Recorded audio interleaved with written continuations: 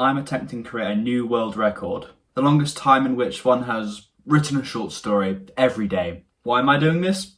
Don't ask me. Anyway, hope you enjoyed today's instalment. 36. Control. The twin dolls shimmied around by the man's direction, waving their hands and strutting along the table according to the whims of his strings. The air in his room was still and tranquil, not too hot, not too cold, not too open nor claustrophobic, just right. With every fevered breath the man took in, more of that perfectly acclimatized air fell down his throat like dollops of honey, filling him with a tingling sensation from his neck to his gut. The dolls at his disposal spun and danced and waved in an illustrious display, growing quicker and quicker as the man grew and grew in elation. It was a pointless dance, ultimately. There was no rhythm or structure to it, no music to go along with it. Yet, the man, at the helm of two beings, felt utter and complete satisfaction with himself, a kind of superiority over the dolls, the same satisfaction a king might feel looking upon their subjects.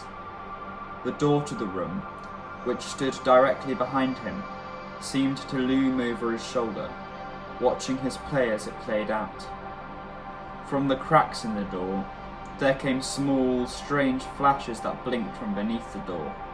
Strings, puppeteers' strings, ones that appeared when the moon gave them light, and disappeared when the moon didn't.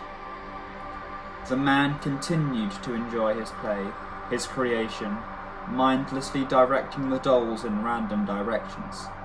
His joints jolted around in random directions, as if tugged by strings themselves, increasing the chaos that was now growing to be synonymous with the movements of the dolls at the man's discretion. Quick, jagged, unnatural, the dolls whipped around each other like debris in a tornado, and as the man watched them, mindlessly, he caught a short and stifled glimpse of one of the doll's eyes. Human eyes. Eyes, unnaturally real, accusatory, looking directly back into his. With an alarming revolt, the man's arm was sharply tugged backwards by the strings beneath the door, sending him crashing out of his chair and skidding along the floor.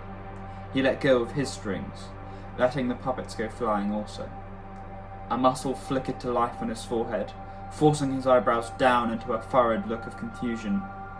The air, that was once still and warm, had now been disrupted. It was now cold, spacious, draughty, and the man hated it. The strings attached to his joints tugged sharply at him again, sending him crashing into the looming doorframe. It sent a bolt of pain into the small of his back that quickly spread throughout his body, throbbing and aching like a flesh wound. But he didn't dare turn his head to look at the door. He kept his eyes locked onto the table he had just been sitting at, almost desperately clinging to the moments before he had been dethroned from his seat. Desperately wondering how he could free himself, rid the room of the strange, uncomfortable air that was now pouring in, and take back his throne and begin his play once again. But despite that burning desire, the strings on his joints did not detach.